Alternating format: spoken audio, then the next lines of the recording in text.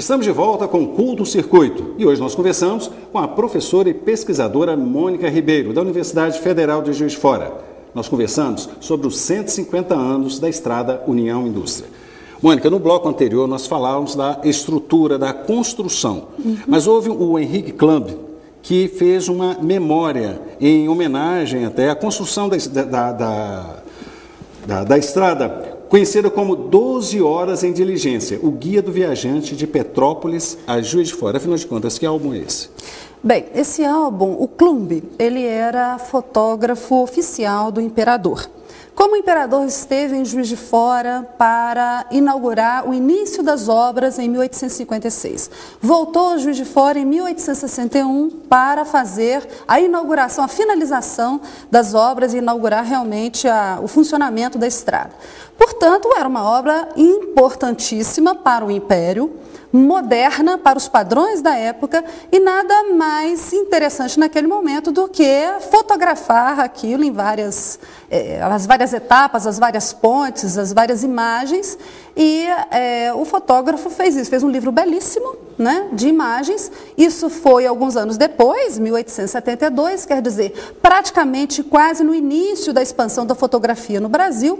Aí vocês podem ver o impacto, imaginar o impacto que era um álbum dessa natureza, com imagens lindíssimas sobre a estrada e que ficou aí como um histórico, né, para nós hoje, né? Foi mostrar a estrada para o mundo, né? Exatamente, para o mundo, Mônica, e para os brasileiros, né? É possível a gente diagnosticar Juiz de Fora e região antes da estrada e depois da estrada? Olha, Juiz de Fora, a estrada, ela representou mais do que uma via de comunicação para o Rio de Janeiro.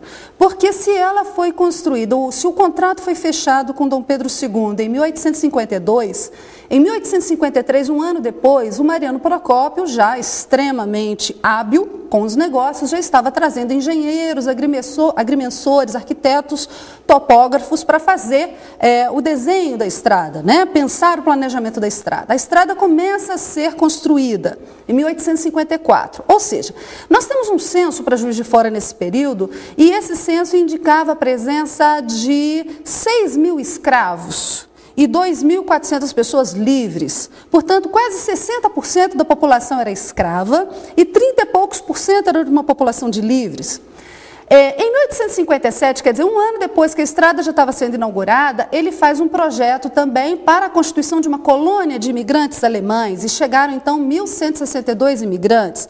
Ou seja, se havia 2.400 pessoas livres, brancas livres, ou pardas, mas livres, e chegaram 1.162 alemães, quer dizer, mais de um terço da população da cidade passou a ser composta por imigrantes germânicos. Então, eu imagino que isso tenha sido um impacto muito grande, não apenas a estrada em si, mas a chegada de técnicos, de fundidores, marceneiros, de pintores, segeiros que cuidavam de fazer as carruagens. Então, vários técnicos, vários artífices e mais 1.160 colonos camponeses alemães.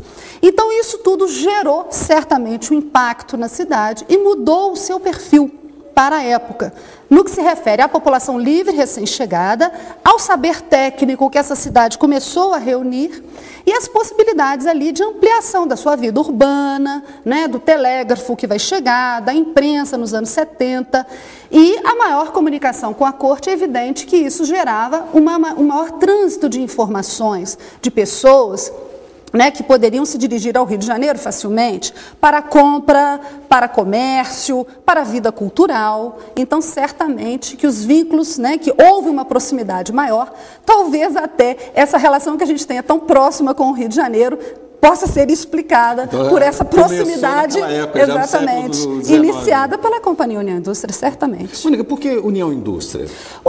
Indústria, eles usavam esse termo para toda atividade de transformação. Então, se havia, por exemplo, uma revista na época, um almanaque, que eles diziam assim, indústria. Então, na indústria, não necessariamente a indústria da forma que a gente conhece hoje, com maquinário, mas eram pessoas que tinham uma atividade mecânica, né? Atividade de transformação. Então, União Indústria, quer dizer, ele estava unindo várias atividades ali, vários técnicos, vários saberes, várias atividades de transformação ali. Né? Nós falamos sobre a chegada dos trabalhadores. Como é que foi a instalação desses trabalhadores? Porque isso modificou, inclusive, a rotina da cidade e da região. Sim. Voltando, né, a essa questão, como eles se instalaram, como eles se habituavam ao estilo da época, uma vez que estavam vindo de outros países. Pois é, essa é uma questão muito discutida dentro da historiografia local, né, sobre essa função da colônia, os objetivos dela, né, a que ela serviu, afinal de contas. Foi pensada uma colônia de baixo e uma colônia de cima. A colônia de baixo seria mais próxima à Companhia União Indústria, né, que foi criada para construir a Estrada União Indústria.